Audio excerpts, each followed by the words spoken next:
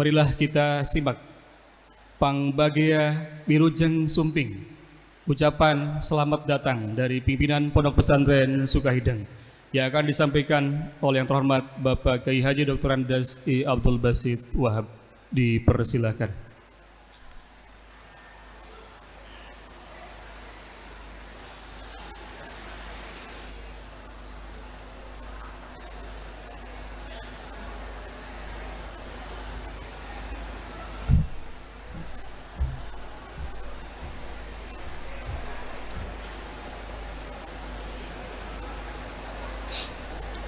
Assalamualaikum warahmatullahi wabarakatuh.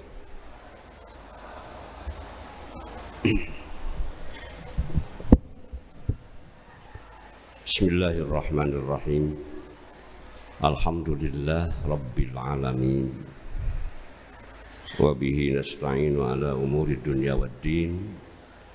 Wassalatu wassalamu ala asyrafil anbiya'i wal mursalin. Sayyidina Muhammad wa ala alihi wa ashabihi ajma'in.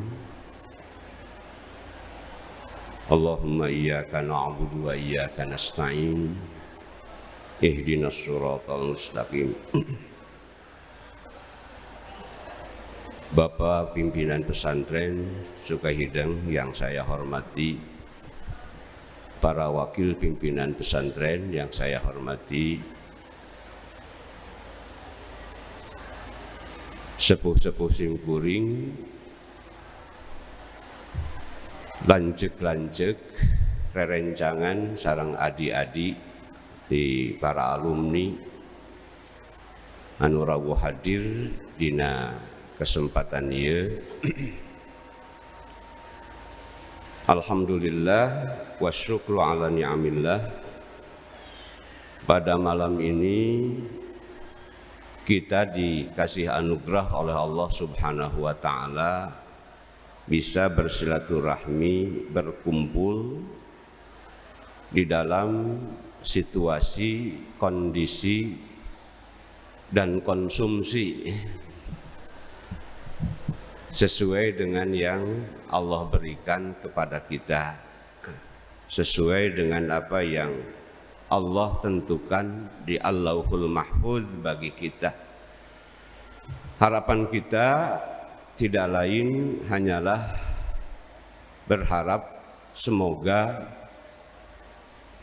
pertemuan kita di malam ini ada di dalam ridho Allah Subhanahu wa ta'ala.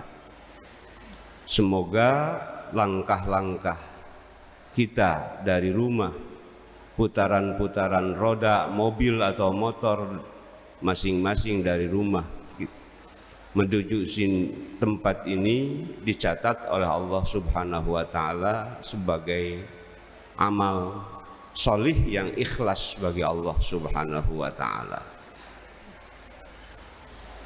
Di dalam hadis riwayat Muslim yang diterima dari Abu Hurairah radhiyallahu anhu, Rasul bersabda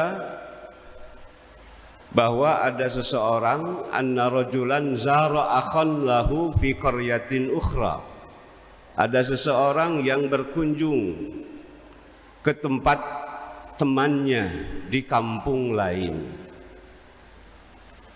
Lalu Allah mengutus satu malak, fa arsadallahu lahu malakan fi ala madrajatihi. Allah mengutus seorang malaikat yang ada di jalan tempat dia lewat. Tatkala orang itu lewat ke tempat malaikat utusan Allah itu, maka malaikat bertanya, aina turid? Mau kemana kamu? Kata dia, uridu akhon li fi hadhil qaryah. Saya menuju salah seorang teman saya yang ada di tempat kampung ini. Malaikat bertanya, apakah kamu punya tagihan pada saudaramu? Hal laka min ni'matin tarubbuha alai? Apakah punya keperluan untuk menagih dan sebagainya? Kata dia, la, ghaira anni uhibbuhu fillah. Saya tidak punya keperluan apapun, hanya saja saya datang kepadanya karena saya mencintainya di jalan Allah. Kata malaikat, fa inni rasulullahi ilaika bi annallaha ahabbaka kama ahbabtahu fi.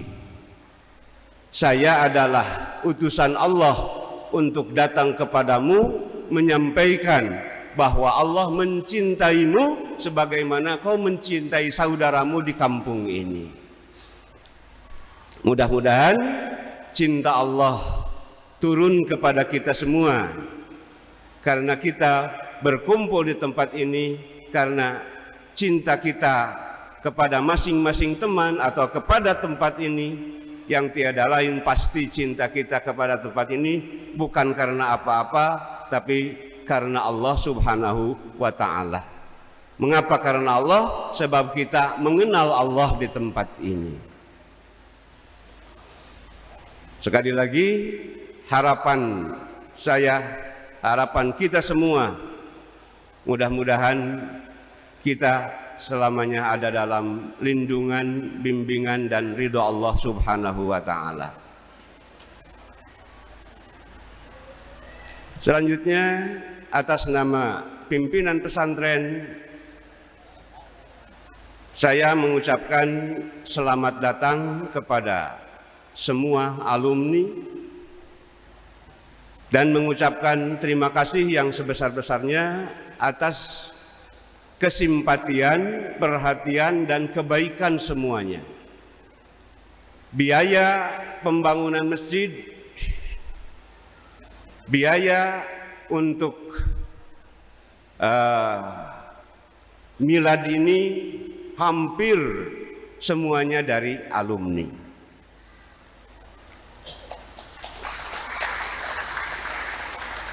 Di dalam rapat pertama, saya menetapkan kepada panitia jangan kirim proposal kepada siapapun yang menawarkan untuk bikin anu dan untuk memberi itu saya tolak.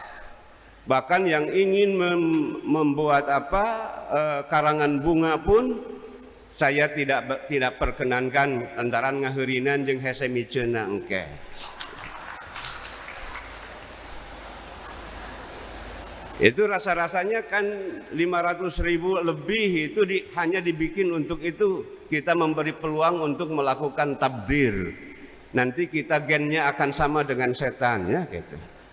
Ada DNA-nya nanti Ikhwanus Sayatin, itu DNA-nya setan juga kan gitu.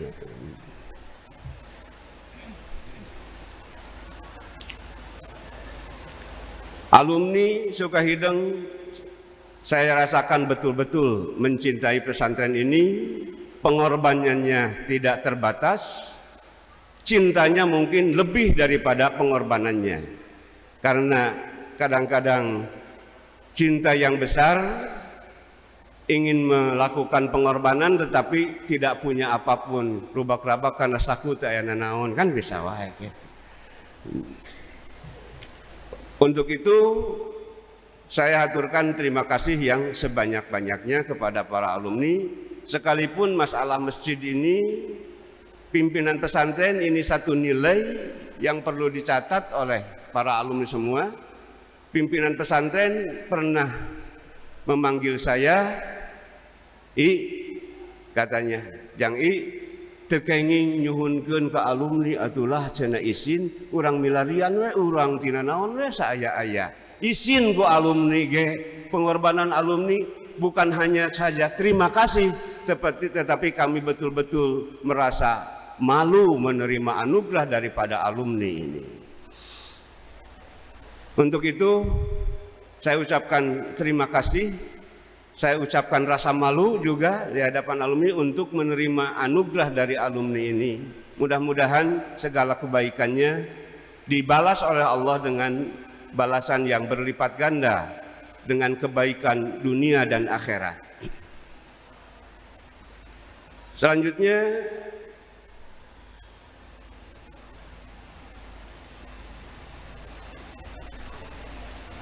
di dalam penerimaan para alumni di tempat ini, sekalipun kami tahu bahwa alumni itu pernah masantren, dan pernah masantren pasti santri, tetapi sekarang lain. Mungkin yang dulunya santri sekarang sudah menjadi pejabat, mungkin jadi orang yang terhormat, itu jadi para anggota dewan yang terhormat gitu kan gitu. Jadi untuk itu kadang-kadang kami merasa bahwa fasilitas yang kami siapkan untuk menyambut para alumni ini sangat kurang. Untuk itu pesantren, atas nama pesantren, atas nama pimpinan pesantren, kami memohon maaf atas segala kekurangan di dalam penerimaan, di dalam penghormatan, penyambutan terhadap para alumni, sekalipun alumni mungkin tidak suka disebut tamu, tetapi mau tidak mau ya tamu gitu. Sedangkan orang yang baik itu adalah orang yang paling baik menghormati tamunya. Para alumni yang saya hormati, di dalam malam keakraban, sekarang malam keakraban dan besok malam kenangan. Malam keakraban adalah malam untuk saling mengenal, untuk saling menumpahkan rasa rindu di antara kita, di antara para alumni dengan alumni, di antara alumni dengan keluarga besar pesantren. Di dalam malam keakraban ini yang pantas untuk kita benahi adalah pertama sikap hati kita. Kita harus membawa hati yang damai dan sehat.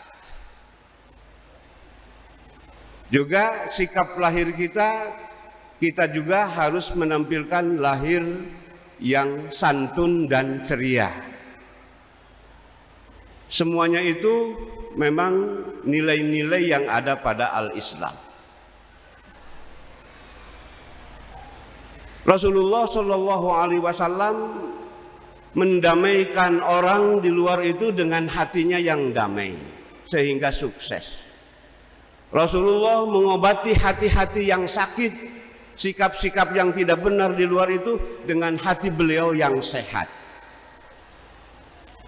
Kalau kita membawa hati yang tidak damai, tidak mungkin kita bisa membuat di luar kita damai.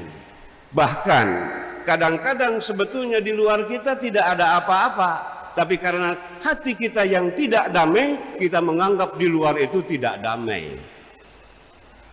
Kumaha ya teh di luar teh kararieu, padahal mah hate maneh nu kusut teh. Di luar mah teu pati sabaraha. Rasulullah hatinya sangat damai sehingga memandang peristiwa-peristiwa yang terjadi di luar dengan hati yang damai, terucap kata-kata yang baik, tidak menyikapi kekacauan dengan kekacauan, tapi dengan kedamaian. Demikian pula orang-orang yang tidak sehat hatinya, tidak sehat perilakunya, beliau obati dengan hati beliau yang sehat. Tidak pernah beliau mengatakan hal-hal yang tidak baik. Coba saja orang-orang musyrikin yang begitu kasar kepada beliau, apa yang beliau ucapkan? Allahumma hdi qaumi fa innahum la ya'lamun. Itulah kata-kata yang keluar dari hati damai dan sehat. Tidak mungkin keluar kata-kata itu dari hati yang kotor, dari hati yang sakit. Yang sakit mah goblok gitu kayak dewek masih kawalat sia, kan gitu bahasanya. Dia hakan-hakan tetelo sia, kan gitu. Itu sebetulnya hati kita yang tidak sehat.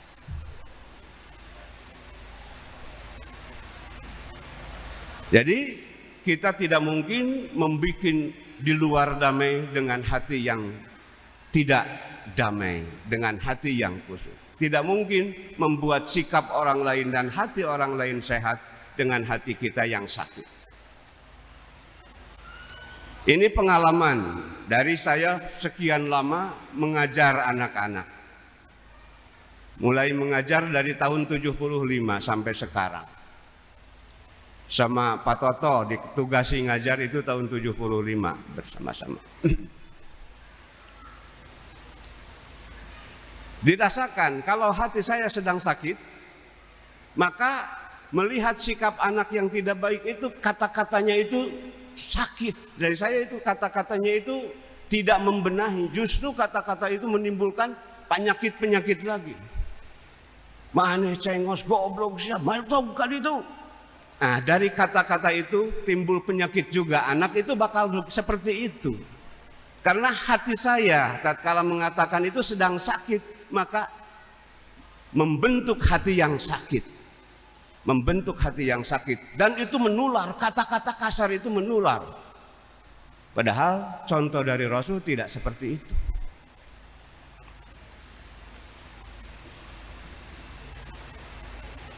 Itu pengalaman yang saya rasakan. Tapi kalau sedang sadar, hati kita sedang sehat, sedang senang, tidak diisi dengan kebencian. Tatkala ada anak yang kurang baik, kita ucapkan kata-kata yang baik. Budak anu liwar, pilih we dua kata-kata nak budak anu liwar. Ari maneh goblok-goblok teuing keur mabelet maneh teh gliwar iraha begugna atuh sia. Sing bener ngaji teh hiji eta. Anu kadua, aduh aneh geuring mah ente teh ongko liwar tapi sok bisa komo lamun getol mah. Ci kira-kira alus mana bahasa eta keur perubahan budak. Yang pertama itu dengan hati saya yang sakit, dengan hati saya yang benci. Tapi yang kedua dengan hati saya yang penuh kedewasaan, yang penuh kesadaran bahwa perbuatan itu adalah kehendak Allah untuk menguji kita. Hati yang damai, hati yang sehat dibawa ke tempat ini untuk keakraban. Kita cairkan hubungan kita yang membeku selama ini. Kita cairkan prasangka-prasangka kita yang tidak baik, yang telah dihembuskan oleh setan selama ini. Karena dengan perpisahan yang lama tanpa pertemuan, kemudian ada prasangka-prasangka, hembusan-hembusan, obrolan-obrolan dari mana saja, itu adalah modal setan untuk memecah belah di antara. Innama yuridu syaiton ayyuqi'a bainakumul adawata wal baghdha fil khamri wal maisir. Setan hanya menginginkan permusuhan dan kebencian di antara kamu melalui khamr dan maisir. Khamr itu arak biasanya, tapi maknanya kullu ma yukhammirul aqla. Segala sesuatu yang bisa memperkeruh, menutupi kejernihan berpikir. Tatkala ada informasi yang tidak baik, kita berjauhan, maka pikiran kita kotor. Maka disitulah setan beraksi untuk memecah belah di antara al-baghdha, al-adawah wal baghdha, permusuhan dan kebencian. Dari ayat itu kita harus bisa menyimak bahwa adawah dan baghdha, permusuhan dan kebencian hanyalah konsep setan. Hanyalah trik-trik setan yang kita tidak boleh mengikuti langkah-langkahnya. La tattabi'u khutuwatis syaitan. Kamu jangan mengikuti jejak langkah setan, di antaranya menimbulkan permusuhan dan kebencian. Makanya pertemuan ini adalah untuk mencairkan kebekuan hubungan yang mungkin kebekuan itu dijadikan alat oleh setan untuk memecah belah, untuk menimbulkan prasangka-prasangka yang buruk di antara kita. Kemudian dari hati yang sehat, dari hati yang damai, pasti akan menimbulkan sikap yang baik, akan menimbulkan wajah yang berseri-seri sebagaimana yang dianjurkan oleh Rasulullah Sallallahu Alaihi Wasallam. Rasul berulang kali mengatakan betapa beliau mendorong untuk kita menampilkan tampilan yang berseri-seri. Tabassumuka fi wajhi akhik shadaqah. Senyummu di hadapan saudaramu sedekah. Innakum la tas'una an-nasa bi amwalikum walaki yas'uhum minkum bastul wajhi wa husnul khuluq. Kamu tidak akan mampu membagi-bagi hartamu kepada seluruh manusia, tapi senyuman, keceriaan wajah bisa kamu bagi-bagi kepada semua orang. Insya Allah mah coceng lah ya gitu. Itu bukan hanya senyum-senyum, tapi karena senyum melambangkan kedamaian hati, melambangkan sehatnya hati, melambangkan kebeningan hati. Karena kita sulit senyum, sulit berkata baik kalau hati kita tidak damai. Kalau hati kita kotor, kalau hati kita sedang sakit. Para alumni yang saya cintai, rupanya di dalam kesempatan ini sambutan dari saya dicukupkan sekian. Mudah-mudahan kita selamanya ada dalam lindungan dan bimbingan Allah Subhanahu wa taala. Dan akhirnya saya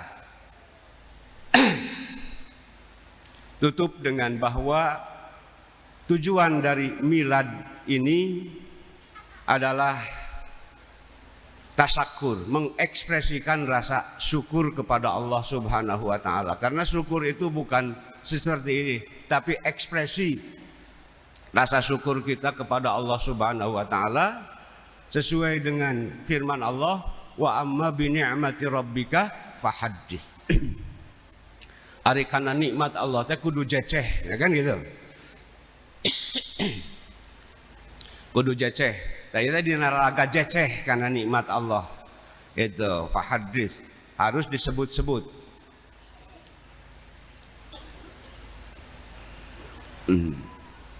Ternuhun.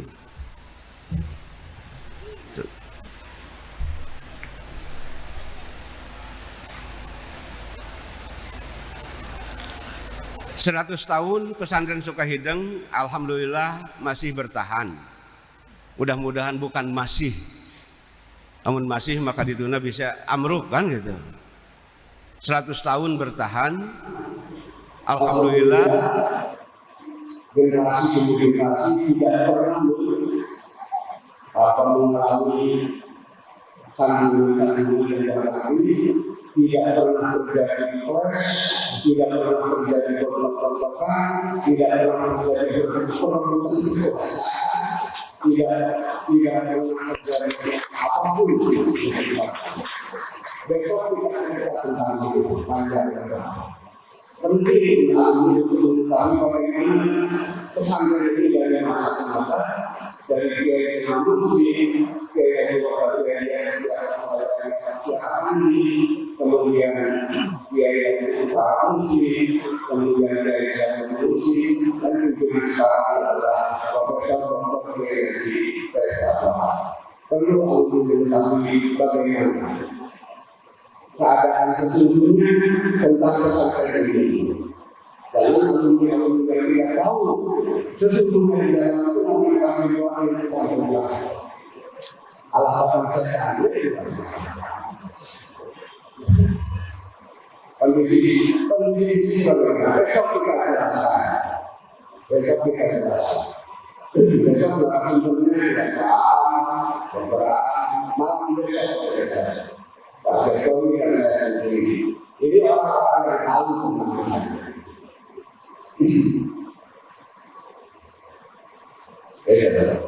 kita 100 tahun ini masih tetap bertahan. Alhamdulillah tidak ada pernah terjadi apapun UBK berfungsi dan semuanya tidak ada yang ambisi untuk menjadi kami.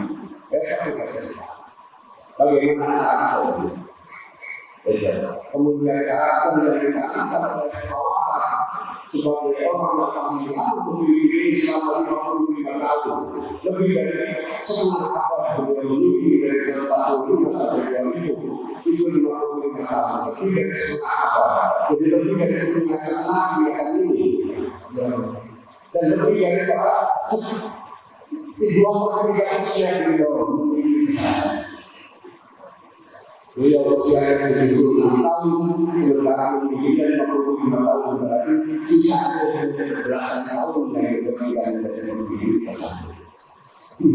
Beliau mengatakan bahwa kurang itu gede, tapi kurang itu gede. Jadi bagaimana? Tolong ngerasa gede. Katiluna ulah ngagede-gede karep. Eta kabeh oge cocok jeung hakikat jeung syariat jeung iman jeung Islam. Urang teu gede memang teu aya nu gede iwal ti Allah. Itu tong ngarasa gede jelas. Ulah istikbar. Entong ngegede-gede karep ulah takabur, gitu. Sadayana disana. Jadi acara semacam ini pun saya berupaya untuk supaya tidak di blow up sedemikian rupa gitu. Karena pesan itu tidak besar, jangan merasa besar dan tidak usah membesar-besarkan diri sendiri. Tidak usah, bahkan jangan membesar-besarkan diri sendiri. Itu pokok-pokok yang harus. Makanya semuanya, karena semua adik-adik beliau, semua putra-putri beliau adalah murid beliau, semuanya mewarisi nilai-nilai yang beliau tanamkan, pasti itu pasti. Nanti kita bicarakan bagi alumni yang perlu mengetahui perkembangan Sukahideng dari masa ke masa, insya Allah malam besok kita jelaskan. Bagaimana Kiai Haji Zainal Muhsin, bagaimana Kiai Haji Yahya Bakhtiar Apandi, bagaimana Kiai Haji Ahwab Muhsin dan sebagainya. Alhamdulillah Sukahideng selama 100 tahun ini tidak pernah sesaat pun fatrah. Tidak pernah sesaat pun. Sebegitu mendiang kakek Kiai Haji Zainal Muhsin meninggal dunia, ada penyambungnya yaitu Kiai Haji Yahya Bakhtiar Apandi.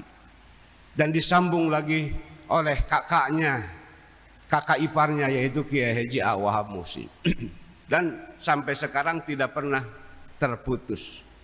Lain halnya dengan pesantren Sukamana yang dari tahun 44 sepeninggal mendiang kakek Pak Acep ya, Kiai Zainal Mustafa tahun 44, baru hidup lagi setelah pamanda Kiai Haji Fuad Muhsin diberangkatkan oleh ayahanda, ditikahkan dengan putri Kiai Zainal Mustafa tahun 56, tahun 55 atau 56. Itu. Jadi sekitar dari tahun 44 ke 50, 11 tahun fatrah pesantren Sukamana, 11 tahun. Alhamdulillah Sukahideng tidak pernah fatrah seperti itu. Dan alhamdulillah pesantren Sukamana pun tidak terus fatrah, berkembang baik itu. Dan kerukunan antara Sukamana Sukahideng adalah karena sumbernya dari satu Kiai Haji Ahwab Muhsin, maka nanti kita jelaskan bagaimana membangun kerukunan itu sampai sekarang dari aspek berbagai aspek.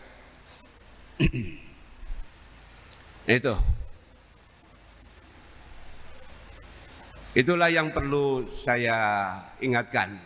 Di dalam milad ini bergembira ya boleh, tapi bergembiranya karena memang Allah telah memberikan anugerah kepada kita. Qul bifadlillah wa birahmatihi fabidzalika falyafrahu huwa khairum mimma yajma'un. Mereka hendaklah bergembira hanya karena anugerah dan rahmat Allah. Bifadlillahi wa birahmatihi fabidzalika falyafrahu.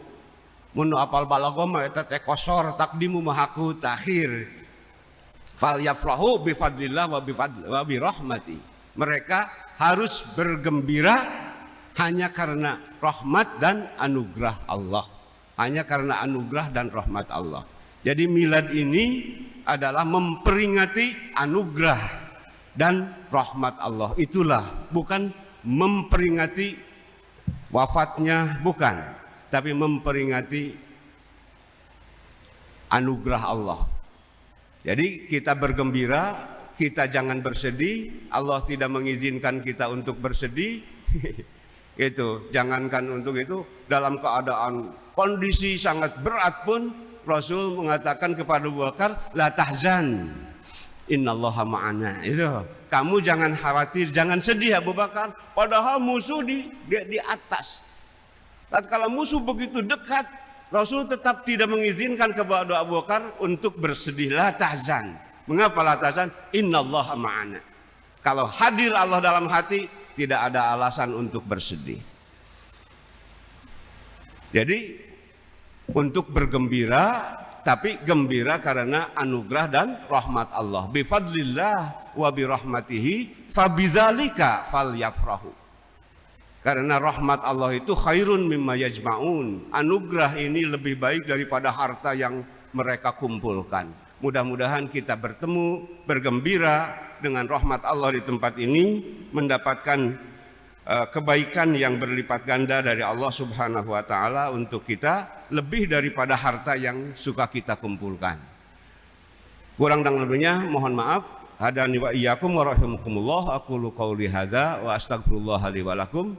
Subhanakallahumma wa bihamdika asyhadu an la ilaha illa anta astaghfiruka wa atubu ilaik. Assalamualaikum warahmatullahi wabarakatuh.